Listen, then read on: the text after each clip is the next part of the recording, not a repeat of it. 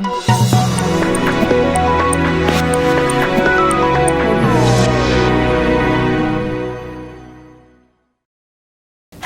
में IBA पास उम्मीदवारनि खे नौकरियूं मिलण खां पोइ पघारूं जारी न थियण ख़िलाफ़ मास्तर ऐं मास्तरियाणियूं सरापा एहतजाज बणिजी विया। SS न्यूज़ रिपोर्टर फाज़िल चन्ना मूजिबि उन हवाले सां IBA पास मास्तरनि ऐं मास्तरियाणियुनि 9 महीननि जूं पघारूं न मिलण ख़िलाफ़ हैदराबाद प्रेस क्लब साम्हूं एहतजाजी मुज़ाहिरो कयो। उन मौक़े ते अब्दुल गफ़ूर सोलंकी, हिरा आसिम, नूर बतूल, तारिक रहीम बलोच, शारिक अंसारी ऐं ॿियनि दाहींदे चयो त खेनि 9 महीना अॻु नौकरी मिली आहे, पर हींअर ताईं खेनि 1 महीने जी पघार नाहे मिली सघी, जंहिं सबबि सख़्तु परेशान आहियूं। हिननि चयो त पघार लाइ वञूं था त मुख़्तलिफ़ बहाना करे वापसि कयो वञे थो। खेनि 9 महीननि जूं पघारूं जारी करे इंसाफ़ कयो वञे। जैकमाबाद में गैस की हथरादू बंदिश खिलाफ़ सिंध तरक्की पसंद पार्टी पारां एहतजाजी मुज़ाहिरो कयो वियो। SS न्यूज़ जे रिपोर्टर हाशिम बरोही मूजिबि ज़िले सदर अब्दुल सत्तार जागीरानी, निज़ाम मस्तोई, उमर सोलंकी ऐं ॿियनि जी अॻवाणीअ में एहतजाजी जुलूस कढियो वियो।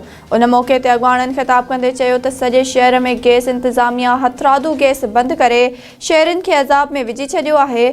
थधि सबबि रध पचाउ में सख़्तु ॾुखियायूं पेश अचनि थियूं। हिननि आला इख़्तियारनि खां मुतालबो कयो त नोटिस वठी शहरनि खे रद पचाउ लाइ गैस फराहम कई वञे।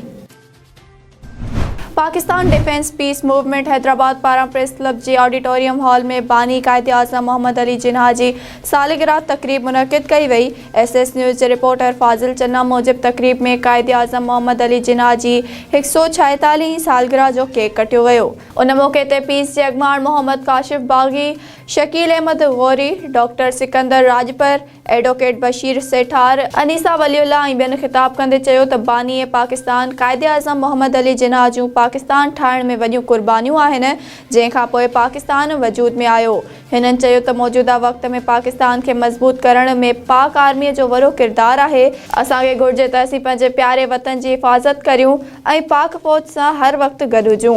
होॾां टंडो आदम में NPCIH ज़िले सांगड़ पारां कायदे आज़म मोहम्मद अली जिन्ना जी सालगिरह जो केक काटियो वियो। तक़रीब में मज़हर अली चांडियो, इमरान बशीर आरायूं, एडवोकेट मोहम्मद उस्मान थहीम ऐं ॿियनि शिरकत कई।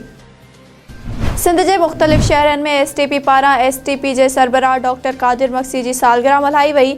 SS न्यूज़ जे नुमाइंदनि मूजिबि भेरिया सिटी में ज़िले नायब सदर ग़ुलाम शबीर मीरानी, ज़मीर सेतो, ज़हीर अब्बास मीरानी ऐं ॿियनि जी अॻवाणीअ में प्रेस क्लब में सिंध तरक्की पसंद पार्टीअ जे सरबराह डॉक्टर कादिर मक्सीअ जी 60वीं सालगिरह जो केक काटियो वियो।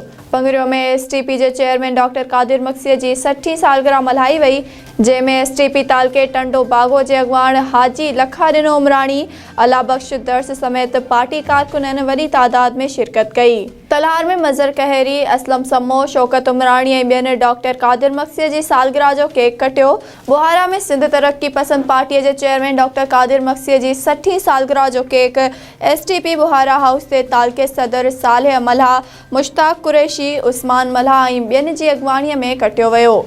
ठुल में STP जे ज़िले जे जनरल सेक्रेटरी अब्दुल गफ़ूर बुरड़ो, अमीर बख्श सूमरो, मुमताज़ बुरड़ो ऐं ॿियनि जी अॻवाणीअ में केक काटियो वियो।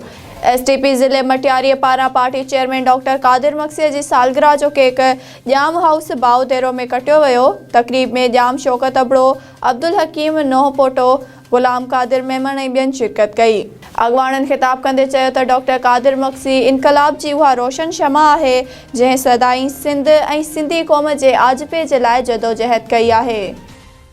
दादूवे जो ॻोठ मूंदर में पहिरीं ऑल सिंध शौदा पाकिस्तान अफ़वाज लिटिल बॉल टूर्नामेंट जो अॼु फाइनल खेॾियो वियो। SS न्यूज़ जे रिपोर्टर अकील लाखो मूजिबि फाइनल मस्त केहड़ शाह ऐं चौदगी जमालीअ जी टीमुनि विच में थियो। टूर्नामेंट जा महिमान ख़ासि सरदार रफ़ीक अहमद शाहानी, सरदार ज़ादा Mir, Mustafa Khan Shahani, DSP Abdul Khaliq Wagan, retired DSP Mohammad Umar Shahani, Sindh press club दादूअ जो सदर आफ्ताब अहमद जमाली, पाकिस्तान आर्मीअ जा ऑफिसर मोहम्मद उस्मान, इम्तियाज़ अहमद ऐं ॿिया हुआ। सख़्त मुक़ाबले बाद मस्त केहर शाह टीम मैदान मारे फाइनल पंहिंजे नाले करे वरितो।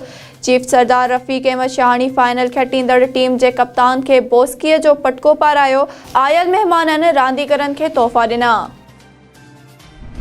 कराची ज़िले ओलह जे ॾेह बाज़ार भट्टीअ में क़ाइम क़दीम सांवड़ ख़ास खेली ॻोठ जे रहवासियुनि मोरूसी मिल्कियत ते MDA जी काह ख़िलाफ़ एहतजाज कयो।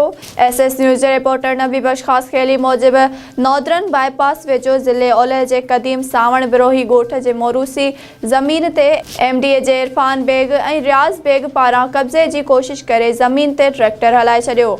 मुतासिर रहवासी सुलेमान ख़ास खेली, जियंद ख़ास खेली, असलम ऐं ॿियनि जे अॻवाणीअ में एहतजाज कंदे चयो त ही ज़मीन संदन अबाणी मोरूसी मिल्कियत आहे, जंहिं ते बिना जवाज़ MDA जो इरफान बेग ऐं रियाज़ बेग कब्ज़ो करे रहिया आहिनि। हिननि PP चेयरमैन बिलावल भुट्टो ज़रदारी, सिंध जे वॾे वज़ीर मुराद अली शाह, सुप्रीम कोर्ट ऐं सिंध हाई कोर्ट खे अपील कई त ज़ुल्म जो नोटिस वठी ज़मीन तां कब्ज़ो ख़त्म करायो वञे।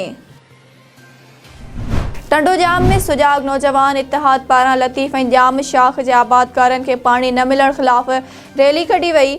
SS न्यूज़ जे रिपोर्टर करीम दाद थहीम मूजिब सुजाग नौजवान इतिहाद पारां शिराज भट्टी, असफंद चांडियो ऐं ॿियनि जी अॻवाणीअ में मीर कॉलोनीअ खां प्रेस क्लब ताईं रैली कढी वई।